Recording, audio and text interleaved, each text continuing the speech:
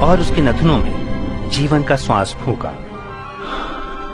ये पहला मनुष्य आदम कहलाया। तब परमेश्वर ने आदम की पसली निकाली और उससे स्त्री को आदम की पत्नी होने के लिए रचा। उसे हव्वा नाम दिया गया। परमेश्वर ने अपने स्वरूप में उन्हें रचा, इसलिए वो उसकी संगति का आनंद उठाते थे। वो बगीचे में आनंद से उसकी उपस्थिति में रहते थे, जो परमेश्वर ने उनके लिए रचा था। बगीचे को अदन की वाटिका कहा गया। वहां पर कोई पीड़ा या मृत्यु नहीं थी।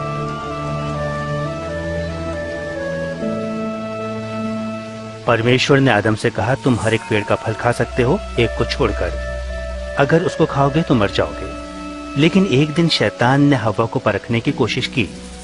उसने फल तोड़ा और खाया और अपने पति को भी दिया। उन्होंने ऐसा इसलिए किया क्योंकि परमेश्वर से ज्यादा शैतान पर उन्होंने विश्वास किया। उसी क्षण परमेश्वर के साथ उनका संबंध टूट गया, क्योंकि परमेश्वर पवित्र है और उसकी आज्ञा तोड़ने वाले उसकी उपस्थिति में नहीं रह सकते। परमेश्वर ने आदम और हव्वा को अदन के बगीचे से बाहर निकाल दिया। उन्होंने परमेश्वर की आज्ञा को नहीं माना, इसलिए उन्हें शर्मिंदा होना पड़ा। इसकी वजह से आदम, हव्वा और उनके सारे वंशज दुख और मृत्यु के भागीदार हुए। लेकिन परमेश्वर बहुत दयालु है। उसने मनुष्य से प्रेम करना नहीं छोड़ा। उसने मनुष्यों को फिर से अपनी संगति में लाने का रास्ता पहले से ही तैयार कर लिया था।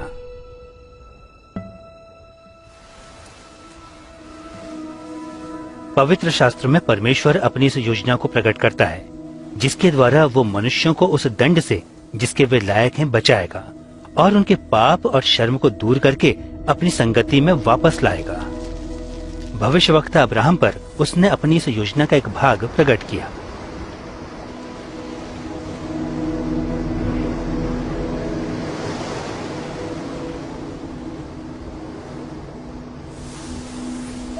अब्राहम ने परमेश्वर पर विश्वास किया और परमेश्वर का वो आदर भी करता था।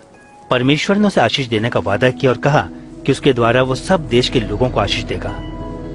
परमेश्वर ने उससे वादा किया कि वो उसके वंश को समुद्र तट की रेत के कणों के समान और आकाश के तारों के समान कर देगा। अब्राहम ने परमेश्वर पर विश्वास किया और परमेश्वर ने उसके इस विश्वास के कारण उसे धर्मी ठहराया और अपना मित्र माना।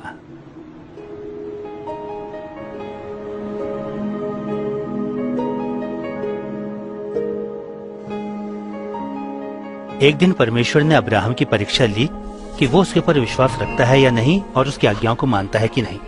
परमेश्वर ने उससे कहा कि वो उसके लिए अपने बेटे का बलिदान करे। अब्राहम जानता था कि इस एक पुत्र के द्वारा परमेश्वर ने वादा किया है कि वो उसे एक बहुत बड़ा वंश देगा। फिर भी उसने परमेश्वर पर विश्वास किया और उसकी आज्ञा मानी।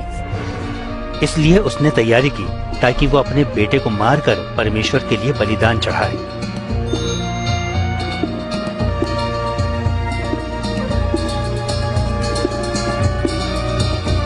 अब्राहम ने अपना छुरा उठाया, लेकिन परमेश्वर ने कहा, अब्राहम, इस लड़के को नुकसान न पहुंचा। मैं जानता हूं कि तू मेरा भय मानता है और मेरी आज्ञाओं को मानने के लिए तैयार है। तब अब्राहम ने अपने पास एक भेड़ को देखा जो अपनी सींग से झाड़ियों में फंसा हुआ था। तो अब्राहम ने उस भेड़ को लिया जो परमेश्वर ने दिया था और उसे अपने पुत्र के बदले परमेश्वर के लिए बलिदान चढ़ाया। जब परमेश्वर ने अब्राहम के बेटे की जगह भेड़ का प्रबंध किया तो उसने लोगों के लिए अपने महान प्रेम को प्रकट किया। उसका प्रेम उस अच्छे पिता के प्रेम जैसा है जो अपने पुत्र से प्रेम रखता है। और इस घटना के द्वारा परमेश्वर ने यह प्रकट किया कि वो मनुष्यों की जगह पर एक बलिदान उपलब्ध कराएगा।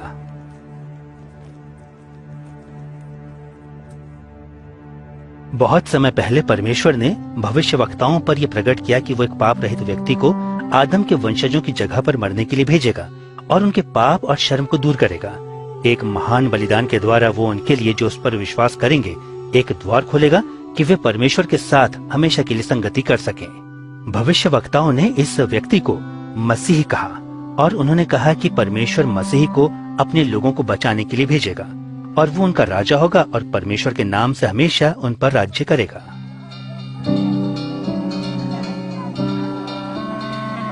उसके आने के कई 100 वर्ष पहले भविष्यवक्ताओं ने बताया कि मसीह क्या क्या करेगा और उसके साथ क्या क्या होगा।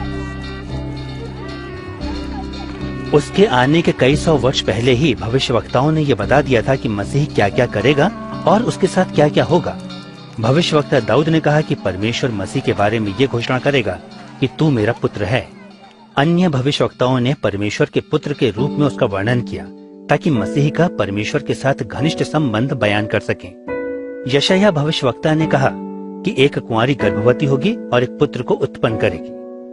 उसका पुत्र परमेश्वर का अनंत वचन है जो जगत पर प्रकट हुआ।